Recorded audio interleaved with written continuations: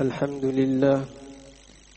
لله نحمده ونستعينه ونستغفره ونستهديه ونعوذ بالله من شرور أنفسنا وسيئات أعمالنا من يهده الله فلا مضل له ومن يضلل فلا هادي له ونشهد أن لا إله إلا الله وحده لا شريك له ونشهد أن سيدنا ونبينا ومولانا محمدا عبده ورسوله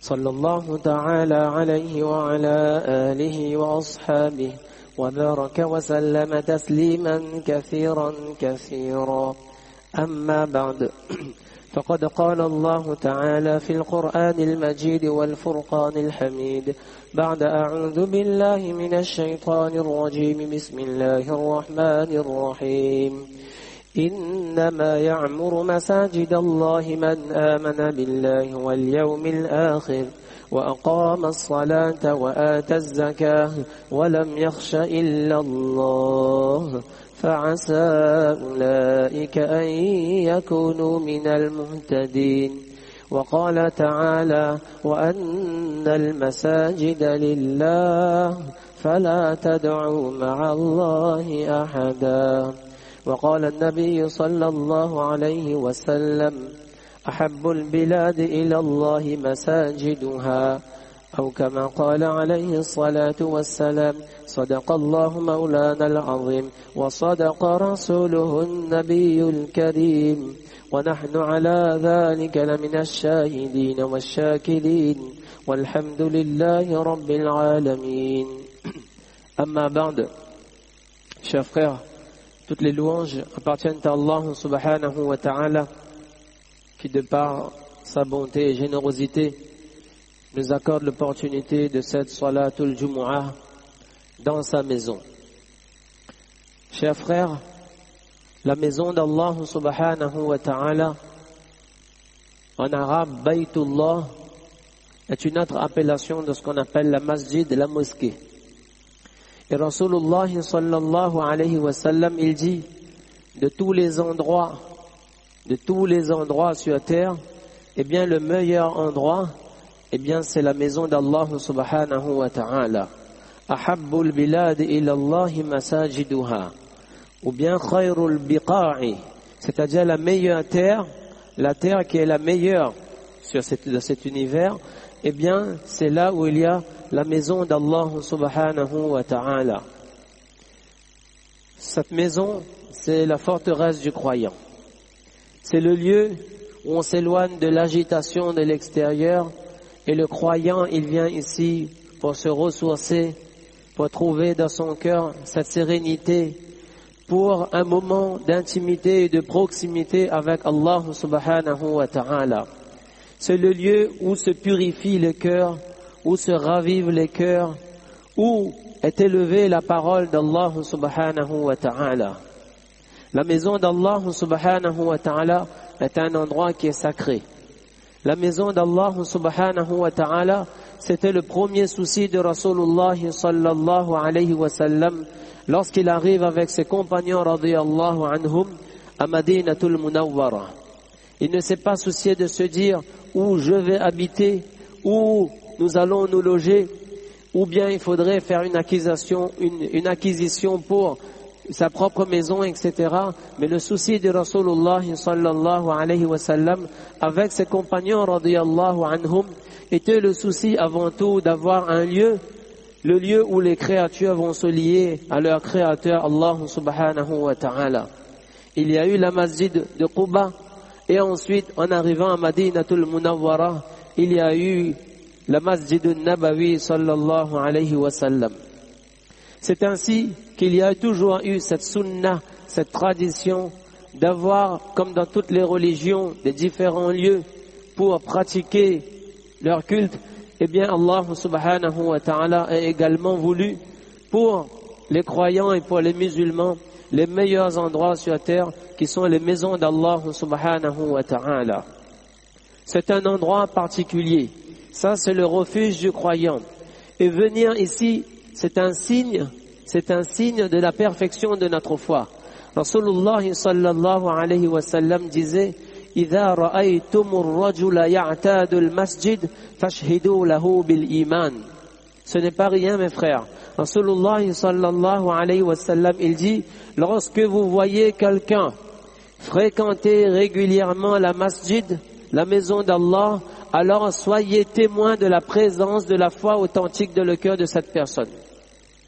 Que le croyant, lorsqu'il y a cette foi dans son cœur, eh bien c'est quelqu'un qui aime fréquenter de manière assidue la maison d'Allah subhanahu wa ta'ala. C'est quelqu'un qui trouve sa tranquillité lorsqu'il met les pieds dans cette maison. On s'y sent mieux que dans sa propre maison. Et on sait que c'est un endroit béni. On sait que c'est un endroit, bien qu'on ne les voit pas, de la présence des anges bénis d'Allah subhanahu wa ta'ala. Et ça, c'est le signe du iman et de la foi pour le croyant, que là où il va, eh bien, il a le souci de se dire, où se trouve, s'il vous plaît, la masjid? J'ai besoin de savoir où est la masjid. Bien que وَجُعِلَتْ لِيَ الْأَرْضُ مَسْجِدًا وَطَهُورًا. Rasulullah sallallahu alayhi wa sallam, il dit que parmi les privilèges qui m'ont été faits et qui n'ont pas été accordés à aucun autre que moi, eh bien il y a le fait que la terre entière, elle est un endroit de masjid pour moi et de salat pour moi. Que le croyant, il peut prier là où il veut, sur un terrain, sur la plage, à la forêt, partout, il peut prier. Mais ensuite, avoir ce lieu qui est dédié spécialement à la salat, à l'adoration d'Allah, au dhikrullah et le Coran, alors ça c'est un symbole parmi les plus grands symboles de l'islam. Et le Coran il dit وَأَنَّ الْمَسَاجِدَ لِلَّهِ. C'est pourquoi la masjid elle a un statut particulier. Et son statut particulier c'est qu'elle n'appartient à personne ici. Sur cette terre, les mosquées n'appartiennent à personne. Les mosquées, Allah dit وَأَنَّ الْمَسَاجِدَ لِلَّهِ. Oui, il y a des personnes, masha'Allah, qui sont au service de la maison d'Allah. Il y a des gens qui se mobilisent pour assurer le fonctionnement, la gestion de la maison d'Allah. Et c'est un honneur pour chacun de nous qu'Allah il nous accepte en tant qu'invités et en tant qu'être à qui Allah subhanahu wa ta'ala a permis de faire la khidmah de sa masjid. Mais sinon, la masjid, la propriété, wa anna al-masajida lillah. Que la masjid, elle appartient à Allah. C'est pour ça qu'Allah subhanahu wa ta'ala, c'est pourquoi lorsqu'il nous permet de venir de manière assidue dans cette masjid, on devrait de temps en temps faire 2 rak'at, nafil, surérogatoire, juste pour remercier Allah subhanahu wa ta'ala d'avoir lié notre cœur à sa maison, d'avoir placé dans notre cœur l'amour de sa maison. La salat, elle peut être valable à la maison aussi, si je dois la faire à la maison pour une raison ou une autre. Mais je ne me sens pas bien si je n'accomplis pas ma salat à la masjid sans raison valable. Parce que la salat chez moi et la salat dans la maison d'Allah, ce n'est pas pareil. Ça, c'est un endroit particulier. Les anges, il y a la présence des anges. Il y a une descente particulière de sérénité dans la maison d'Allah subhanahu wa ta'ala. Et c'est pourquoi le messager d'Allah, sallallahu alayhi wa sallam, il dit que le jour du jugement, eh bien, arrivera un moment pour les gens où le soleil sera placé au-dessus de la tête de l'humanité. Les gens seront trempés dans leur sueur. Certains aux chevilles, certains aux genoux, certains jusqu'à la taille, etc. Mais il y aura des privilégiés ce jour-là, ces gens qui seront sous l'ombre du trône d'Allah subhanahu wa ta'ala. Et ce jour-là, il n'y aura d'ombre que son ombre. Il n'y aura uniquement qu'une seule ombre, ce sera l'ombre du trône d'Allah subhanahu wa ta'ala. Et il y aura certaines catégories de croyants qui auront ce jour-là un privilège. C'est celui de ne pas être dans la chaleur et de se trouver sous la fraîcheur du trône d'Allah subhanahu wa ta'ala. Et Rasulullah sallallahu alayhi wa sallam, dans un hadith, il nous énumère les différentes catégories de ces personnes qui seront sous l'ombre du trône d'Allah. Et, sans les énumérer toutes ici, on retiendra que l'une de ces catégories, c'est rajulun qalbuhu mu'allaqun bil masajid. Allahu Akbar. Un privilège particulier, le jour du jugement, pour être sous l'ombre du trône d'Allah, le jour où l'humanité sera trempée dans sa sueur par ce soleil qui sera juste au-dessus des têtes, eh bien un privilège particulier pour la personne dont le cœur est attaché à la masjid. Rajulun qalbuhu mu'allaqun bil masjid. Le cœur il est attaché. Attaché, on sait ce que ça veut dire. Ça veut dire, eh bien, il y a entre nous et l'objet auquel on est attaché, eh bien, il n'y a pas de séparation. Il y a quelque chose qui nous lie. C'est le croyant dont le cœur est attaché à la masjid. Il a l'amour de la maison d'Allah subhanahu wa ta'ala dans son cœur. Il y vient chaque fois que c'est possible. Il y vient tôt, il y s'assoit et il n'est pas pressé de repartir. Et lorsqu'il doit quand même partir, les savants ils disent qu'un signe de l'amour de la masjid dans le cœur, c'est que lorsqu'on sort de la masjid, c'est de se dire quand est-ce que je reviens. C'est de se dire que tout à l'heure je reviens. Je suis sorti d'une salat, mais ce n'est que pour revenir pour la salat suivante. Et ça, c'est le signe de la foi dans mon cœur. C'est pourquoi, chers frères, au moment où on célèbre de manière symbolique le centenaire de notre masjid, eh bien, de comprendre le statut de la masjid en islam, de comprendre son caractère sacré, de comprendre sa place dans l'édification de la foi du croyant, que ce n'est pas un lieu ordinaire, ce n'est pas un lieu anodin, mais c'est là où on s'éloigne de l'agitation de l'extérieur et le croyant, il retrouve la sérénité, il trouve refuge, il trouve la paix et la sérénité dans son cœur, dans cet endroit paisible où s'élève la parole d'Allah subhanahu wa ta'ala. À l'extérieur, on nous invite vers toutes les choses de ce monde. Mais ici, on n'invite que vers Allah subhanahu wa ta'ala. On n'entend que sa parole et la parole de Rasulullah sallallahu alayhi wa sallam. Le dunya nous appelle vers le dunya, mais la masjid nous appelle vers la akhirat et vers notre destination future. La masjid, elle nous apprend à mieux vivre cette vie pour avoir une vie meilleure encore après notre mort auprès d'Allah subhanahu wa ta'ala. C'est pour ça qu'il est capital et important pour chacun de nous de placer la masjid au centre de notre vie. De ne pas, sans raison valable, fuir la masjid. De ne pas, sans raison, accomplir nos salahs ailleurs que dans la masjid. Chaque fois que c'est possible, eh bien, on vient à la masjid. Si Allah subhanahu wa ta'ala nous a, chers frères, eh bien, ça c'est une chance, c'est un bienfait parmi les grands bienfaits. Si Allah nous a accordé ce bienfait d'être dans la proximité de la masjid. D'être dans la proximité de la masjid. On n'habite pas très loin. On habite à côté, on habite en face, on habite dans la même rue, on habite dans la rue parallèle, on habite dans la rue perpendiculaire, on habite dans le quartier où se trouve la masjid. Alors, sans raison valable, on ne s'éloigne pas de la maison d'Allah et on n'accomplit pas nos salahs chez nous. Il y avait un compagnon qui était aveugle, qui avait une raison valable pour rester chez lui. Et il demande à Rasulullah sallallahu alayhi wa sallam, il dit, est-ce que je peux accomplir ma salat chez moi, j'ai un handicap?